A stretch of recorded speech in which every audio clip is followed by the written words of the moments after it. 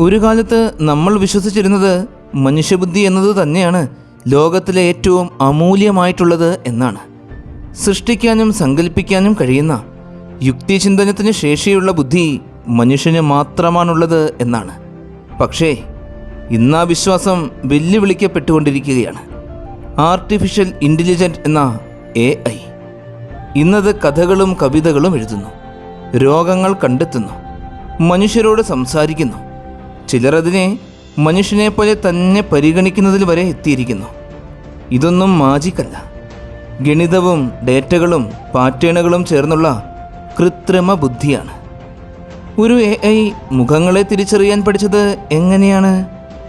സംസാരം മനസ്സിലാക്കുവാനും ഭാവി പ്രവചിക്കുകയും ചെയ്യുന്നത് എങ്ങനെയാണ്? AI നമ്മെപ്പോലെ എങ്ങനെയാണ് ചിന്തിക്കുന്നത്?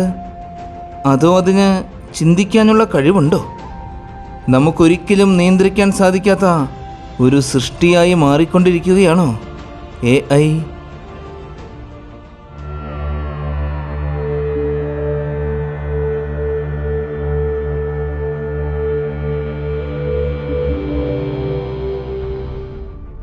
എന്താണ് AI?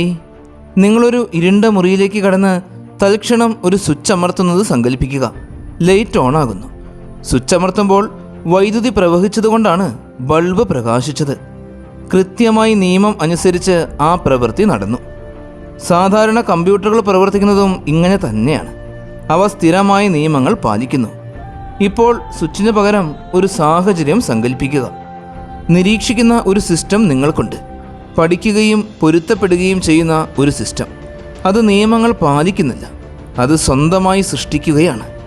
ഇതാണ് കൃത്രിമ ബുദ്ധി അഥവാ AI.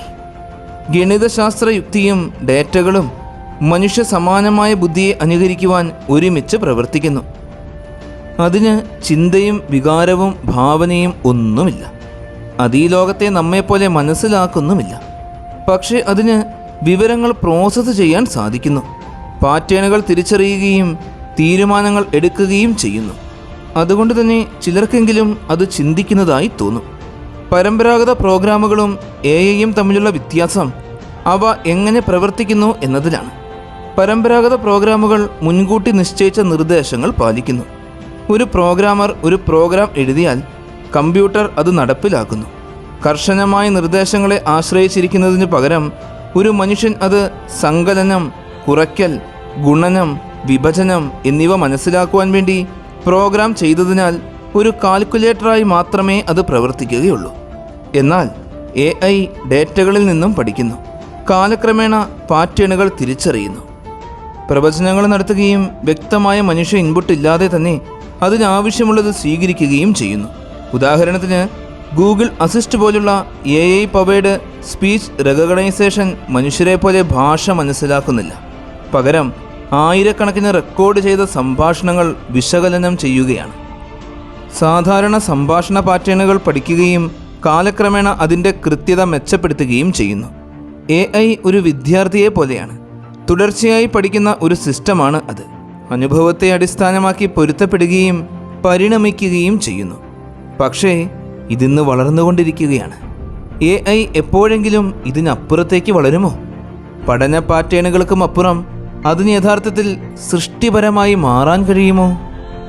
നമുക്കാദ്യം രണ്ട് പ്രധാന തരത്തിലുള്ള AIകളെക്കുറിച്ച് മനസ്സിലാക്കേണ്ടതുണ്ട്. നിങ്ങൾ നെറ്റ്ഫ്ലിക്സ് തുറക്കുമ്പോൾ നിങ്ങളുടെ അഭിരുചിക്കനുസരിച്ച് തികച്ചും അനുയോജ്യമായ ഒരു ഷോ തൽക്കാലം ശുപാർശ ചെയ്യപ്പെടുന്നു. അല്ലെങ്കിൽ നിങ്ങൾ സിറിയോട് കാലാവസ്ഥ ചോദിക്കുന്നു, നിമിഷങ്ങൾക്കുള്ളിൽ തന്നെ അത് വളരെ കൃത്യമായൊരു പ്രവചനം നൽകുകയും ചെയ്യുന്നു. അതായത് AI നമുക്ക് ചുറ്റിലും പ്രവർത്തിച്ചുകൊണ്ടേയിരിക്കുകയാണ്. ഈ AIകൾ യഥാർത്ഥത്തിൽ ചിന്തിക്കുന്നില്ല. ഒരു ഉദ്ദേശത്തിനായി മാത്രമേ അവയ്ക്ക് പ്രവചിക്കാൻ കഴിയൂ. വിശകലനം ചെയ്യാനും ഒപ്റ്റിമൈസ് ചെയ്യാനും അവയ്ക്ക് കഴിയും. എന്നാൽ അവരുടെ പ്രോഗ്രാം ചെയ്ത ടാസ്കിന് അപ്പുറത്ത് യഥാർത്ഥത്തിൽ എന്താണെന്ന് ചിന്തിക്കാനോ സങ്കല്പിക്കാനോ അവയ്ക്ക് കഴിയില്ല. ഇത്തരം AIകളെയാണ് നാരോ AI എന്നും വീക്ക് AI എന്നും എല്ലാം വിളിക്കുന്നത്. Netflix, YouTube, Google maps, Siri, Spotify പോലുള്ള ശുപാർശ സംവിധാനങ്ങളിൽ നിന്നും നമ്മൾക്ക് പോലും മനസ്സിലാക്കാൻ സാധിക്കാതെ നാരോ AIകൾ എല്ലായിടത്തും നമ്മുടെ ദൈനംദിന ജീവിതത്തെ രൂപപ്പെടുത്തിക്കൊണ്ടിരിക്കുന്നു. സുരക്ഷിതമായി നാവിഗേറ്റ് ചെയ്യുവാൻ സെക്കൻഡിൽ ആയിരക്കണക്കിന് സെൻസർ ഇൻപുട്ടുകൾ പ്രോസസ്സ് ചെയ്യുന്നു. AI വൈദ്യശാസ്ത്ര രംഗത്ത് സർവ്വവ്യാപിയാണ്. മനുഷ്യ ഡോക്ടർമാരെക്കാൾ വേഗതയിൽ രോഗം കണ്ടെത്തുന്നതിന് AI ദശലക്ഷക്കണക്കിന് എക്സ്റേ സ്കാനിംഗ് നടത്തുന്നു. കൂടാതെ ഡീപ് ബ്ലൂ, അൻപാഗോ പോലുള്ള AI പ്രോഗ്രാമുകൾ ചെസ്സിൽ ലോക ചാമ്പ്യന്മാരെ വരെ പരാജയപ്പെടുത്തിയിട്ടുണ്ട്. ഇതെല്ലാം സംഭവിക്കുന്നത് സർഗാത്മകതയിലൂടെയല്ല, ദശലക്ഷക്കണക്കിന് സാധ്യതകൾ സെക്കൻഡുകൾക്കുള്ളിൽ പ്രോസസ്സ് ചെയ്തുകൊണ്ടാണ്. ഇവയ്ക്ക് പാറ്റേണുകളെ തിരിച്ചറിയുവാൻ സാധിക്കും, എന്നാൽ യഥാർത്ഥത്തിലുള്ള ചിന്താശേഷിയില്ല. അടുത്തത് ജനറൽ AI. ഇതിനെ സ്ട്രോങ് AI എന്നും ആർട്ടിഫിഷ്യൽ ജനറൽ ഇൻ്റലിജൻറ്റ് അഥവാ AGI എന്നുമെല്ലാം വിളിക്കും. ഒരു ജോലിയിൽ മാത്രം ഒതുങ്ങി നിൽക്കാത്ത AI.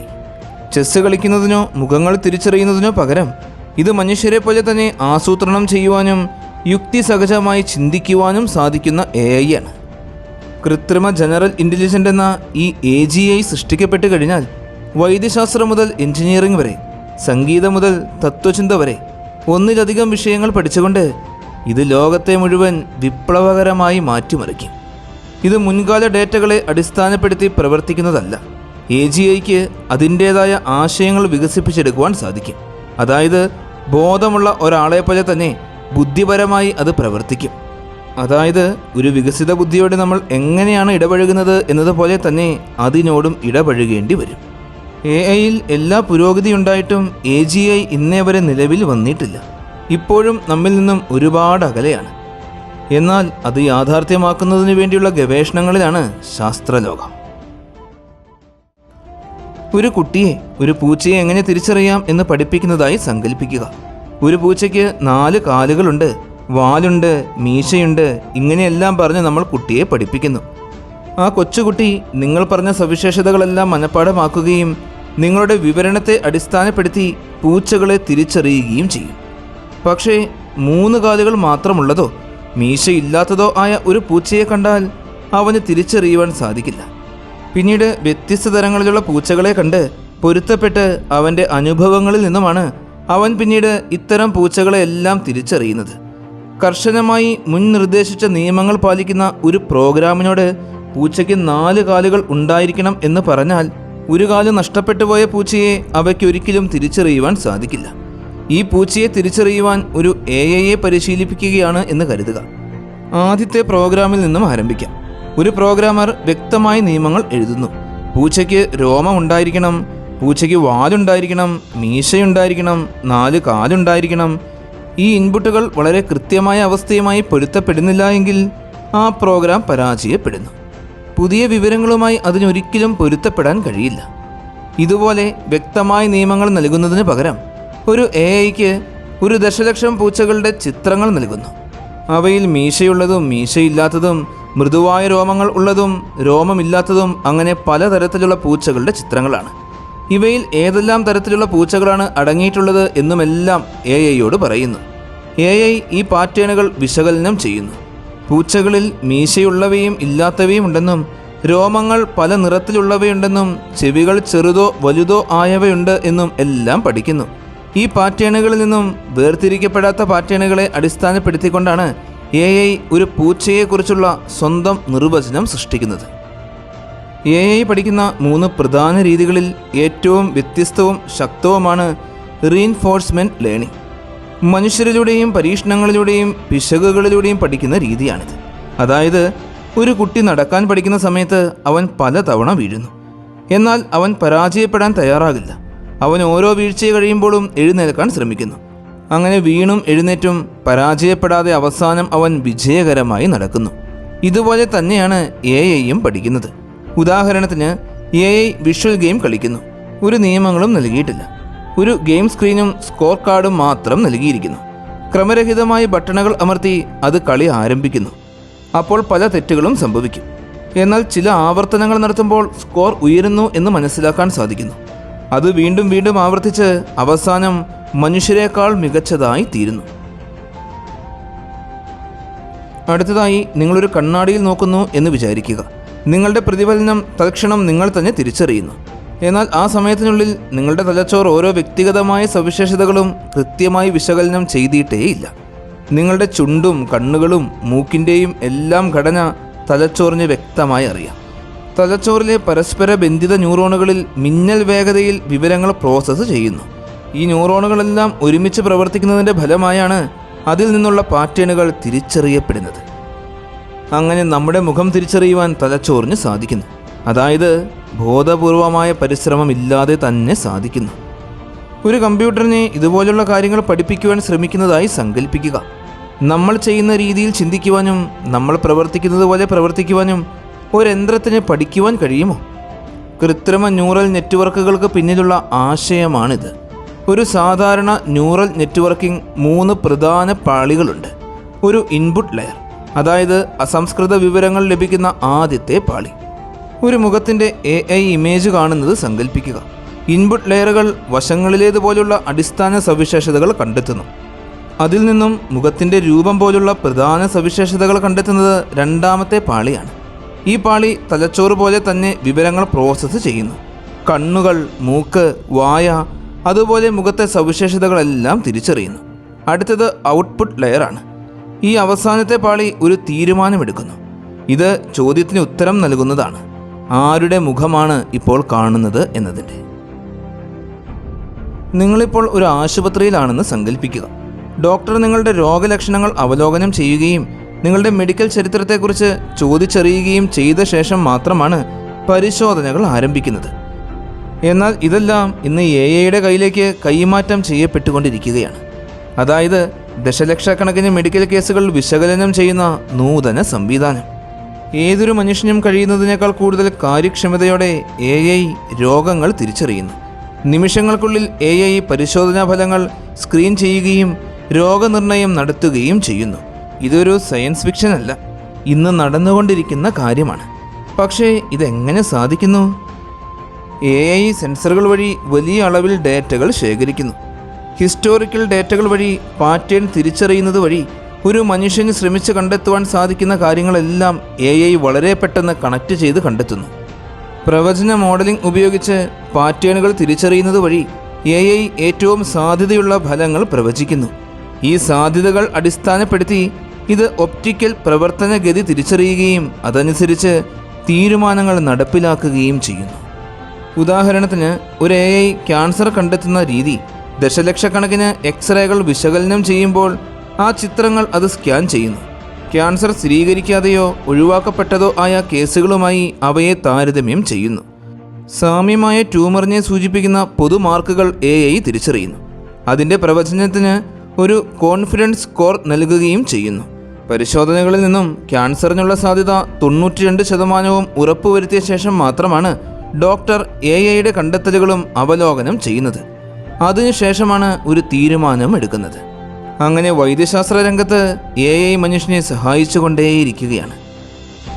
ചില മേഖലകളിൽ ഇതിനോടകം തന്നെ AI മനുഷ്യനെ മറികടന്ന് കഴിഞ്ഞിരിക്കുന്നു. മനുഷ്യന് പ്രതികരിക്കുവാൻ സാധിക്കുന്നതിനേക്കാൾ മുൻപ് തന്നെ AI അനേകം വിപണികൾ മില്ലി സെക്കൻഡുകൾക്കുള്ളിൽ സ്റ്റോക്ക് ട്രെൻഡിംഗ് പ്രവചിക്കുന്നു. ഓട്ടോ ഡ്രൈവർ വാഹനങ്ങളിൽ തത്സമയം പ്രോസസ്സ് ചെയ്യുന്നത് പൂർണ്ണമായും AIയെ ആശ്രയിച്ചാണ്. ട്രാഫിക് ഡേറ്റ നിയമനിർവഹണത്തിൽ തൽക്ഷണം വേഗതയും നാവിഗേഷനും ക്രമീകരിക്കുന്നു. ഉയർന്ന അപകട സാധ്യതയുള്ള മേഖലകൾ പ്രവചിക്കുവാൻ AI സിസ്റ്റങ്ങൾ കുറ്റകൃത്യ ഡേറ്റ സ്കാൻ ചെയ്യുകയും പ്രതിരോധ നടപടികൾ മെച്ചപ്പെടുത്തുകയും ചെയ്യുന്നു. ഈ ആപ്ലിക്കേഷനുകൾ വിവിധ വ്യവസായ വിപ്ലവങ്ങൾ സൃഷ്ടിക്കുന്നതിനും കാര്യക്ഷമത മെച്ചപ്പെടുത്തുന്നതിനുമുള്ള AI ശ്രദ്ധേയമായ സാധ്യതകൾ പ്രദർശിപ്പിക്കുന്നവയാണ്. അതായത് നമ്മൾ ഇന്ന് ചെയ്യുന്ന ജോലികൾ ഒന്നും സുരക്ഷിതമല്ലാത്തൊരു കാലം വരും എന്നാണോ? ലോക സാമ്പത്തിക ഫോറം നടത്തിയ ഒരു പഠനം പ്രവചിക്കുന്നത് 2025 അവസാനമാകുമ്പോഴേക്കും 85 ദശലക്ഷം തൊഴിലവസരങ്ങൾ AI വഴി നഷ്ടപ്പെട്ടു പോകും എന്നാണ്. എന്നാൽ ആ പഠനത്തിൽ അതിശയിപ്പിക്കുന്ന മറ്റൊരു വഴിത്തിരിവുമുണ്ട്. അതായത് AI 95 ദശലക്ഷം പുതിയ തൊഴിലവസരങ്ങൾ സൃഷ്ടിക്കും എന്ന്. യഥാർത്ഥത്തിൽ AI തൊഴിലവസരങ്ങൾ നഷ്ടപ്പെടുത്തുകയാണോ പുതിയ അവസരങ്ങൾ സൃഷ്ടിക്കുകയാണോ ചെയ്യാൻ പോകുന്നത് എന്ന് നമുക്ക് കാത്തിരുന്ന് കാണേണ്ടി വരും. എന്നാൽ നമുക്ക് മുൻപിൽ ധാരാളം ചരിത്ര പാഠങ്ങളുണ്ട്. വ്യാവസായിക വിപ്ലവം ലേബറിനെ മാറ്റിസ്ഥാപിക്കുകയും ഫാക്ടറി ജോലികളും എഞ്ചിനീയറിംഗ് ജോലികളും പുതിയതായി സൃഷ്ടിക്കപ്പെടുകയും ചെയ്തു. ഇൻ്റർനെറ്റിൻ്റെ ഉദയം ചില പരമ്പരാഗത വ്യവസായങ്ങൾ ഇല്ലാതാക്കി.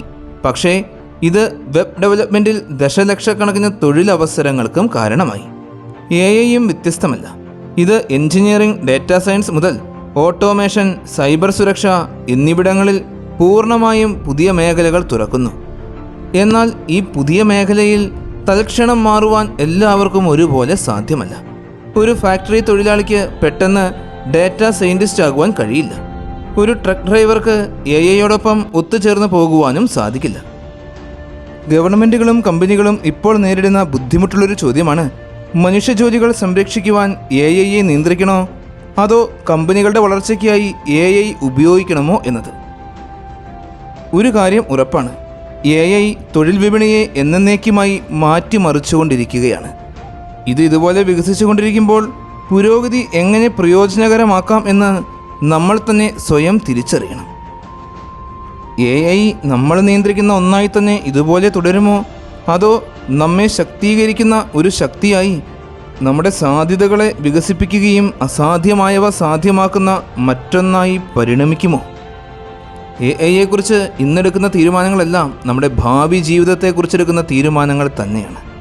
അതായത് നമ്മുടെ ജീവിതത്തിൻ്റെ ഭാവിയെ രൂപപ്പെടുത്തുന്ന ഒരു പുതിയ യുഗത്തിൻ്റെ വക്കിലാണ് ഇന്ന് നമ്മൾ നിൽക്കുന്നത്. അവസാനമായൊരു ചോദ്യം AI-യെക്കുറിച്ചല്ല, ഇത് നമ്മളെക്കുറിച്ചാണ്. നമ്മൾ AI-യെ ഭയപ്പെടണോ അതോ ഇരു കൈയും നീട്ടി സ്വീകരിക്കണമോ? ഭാവി എന്നത് എഴുതപ്പെടാത്ത ഒന്നാണ്. ഇന്ന് എന്തിനെ തിരഞ്ഞെടുക്കുന്നു എന്നത് നമ്മളെ മാത്രം ആശ്രയിച്ചിരിക്കുന്നതുമാണ്. AI-യെക്കുറിച്ചുള്ള ഈ ഒരു വീഡിയോ എല്ലാവർക്കും ഒരുപാട് ഇഷ്ടമായെന്ന് വിശ്വസിക്കുന്നു. നിങ്ങളുടെ എല്ലാവരുടെയും സപ്പോർട്ടുകൾ കൂടെ ഉണ്ടാകണം. നല്ലൊരു വീഡിയോയുമായി അടുത്ത എപ്പിസോഡിൽ കാണാം.